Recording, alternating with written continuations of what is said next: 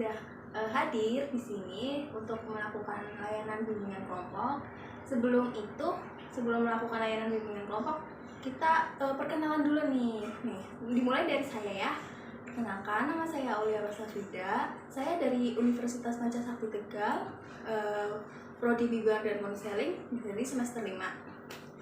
Dan sekarang lanjut nih sama kalian. Coba dari ujung sini terlebih dahulu. Oke, mbaknya? Oke, lanjut masnya? Oke, dan selanjutnya? Oke. Baik, karena ini sudah kenal semua, sebelum melakukan layanan, alangkah lebih baik untuk melakukan doa terlebih dahulu. Siapa nih yang mau memimpin doa? Oh, mbaknya. Oke, silahkan. Nah, sudah berdoa semuanya. Nah, kali ini kita akan melakukan bimbingan kelompok. Jadi, apa sih itu bimbingan kelompok? Ada yang tahu? Nggak tahu? Oke, jadi saya jelaskan ya. Bimbingan kelompok itu merupakan suatu proses layanan bimbingan dan konseling yang dilakukan secara berkelompok maupun dilakukan lebih dari satu orang atau lebih. Jadi untuk melakukan pengembangan ataupun bimbingan demi mencapai suatu tujuan bersama, oke? Nah, tujuan layanan bimbingan dan kelompok ini yaitu bertujuan untuk sebagai menambah pengetahuan ataupun dapat menjamin seorang individu dalam melakukan pengembangan dirinya itu sendiri. Jadi apa yang dimiliki oleh seorang individu itu akan bermanfaat untuk dirinya sendiri dan juga dapat bertanggung jawab untuk mencapai suatu tujuan hidupnya. Oke. Nah, di dalam proses layanan bimbingan kelompok ini pastinya tuh ada asas yang harus dijalankan. Ada asas kesukarelaan, asas kerahasiaan, asas kegiatan, dan lain sebagainya. Jadi apa sih itu asas kesukarelaan? Asas kesukarelaan yaitu asas di mana seorang konseling ataupun seorang klien itu bersedia untuk melakukan suatu proses layanan bimbingan konseling. Dan asas kerahasiaan itu adalah di mana seorang konselor ataupun saya ini tidak boleh untuk membeberkan ataupun membocorkan apa yang menjadi masalah daripada konseling ataupun klien. Oke. Jadi di dalam bimbingan kelompok ini kita harus menjalankan asas-asas yang sudah dijelaskan tadi. Jadi baik saya maupun kalian sebagai klien ataupun konseling tidak boleh untuk memberitahu permasalahan yang ada di dalam bimbingan kelompok ini kepada orang lain. Oke.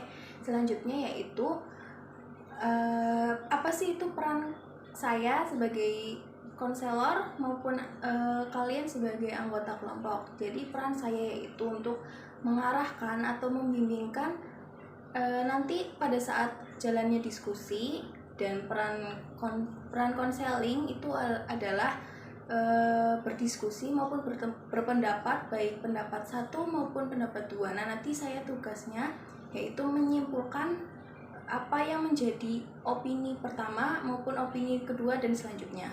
Oke. Nah, sebelum melakukan kegiatan bimbingan kelompok ini, kesepakatan waktu nih mau dilakukan berapa menit?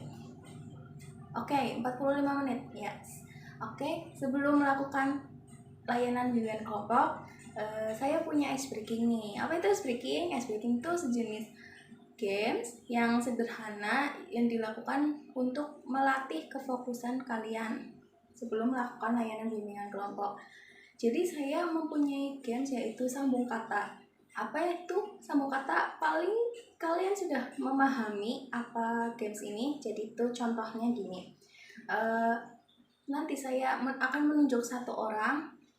Nah, satu orang itu akan menyebutkan satu kata. Nanti dilanjut di orang yang pertama itu akan menunjuk orang dua, baik menunjuk maupun berurutan nantinya.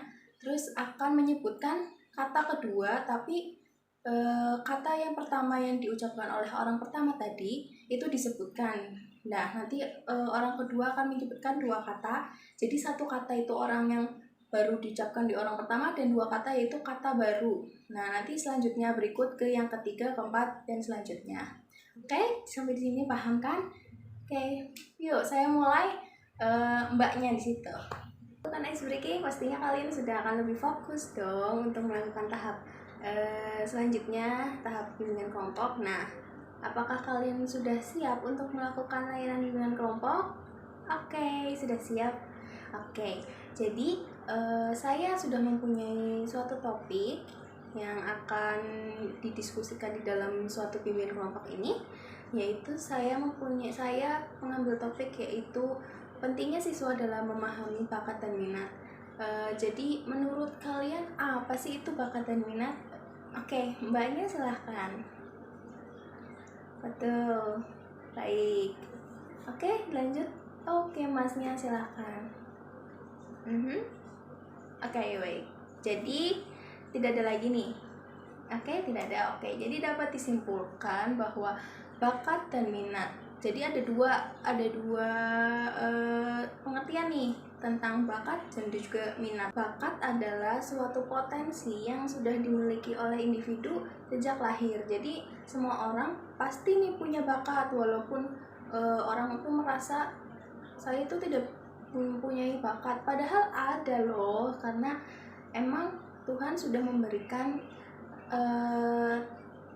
bakat kepada masing-masing individu, tapi individu tersebut mungkin belum menyadari apa itu bakat yang dimilikinya. Nah, yang kedua yaitu minat. Jadi minat itu adalah suatu ketertarikan individu dalam mempelajari sesuatu. Jadi kayak misal mbaknya itu minat ke IPA gitu, jadi dia lebih tertarik untuk belajar hal-hal yang berbau dengan IPA. Nah, seperti itu. Nah, sekarang kita berdiskusi nih. Jadi mbaknya memiliki bakat apa, dan apakah ada kesusahan di dalam mencari bakat itu? Oke.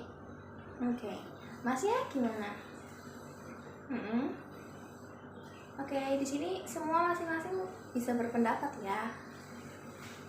Oke, jadi di sini ada yang masih kesulitan dalam menemukan bakat yang dimiliki.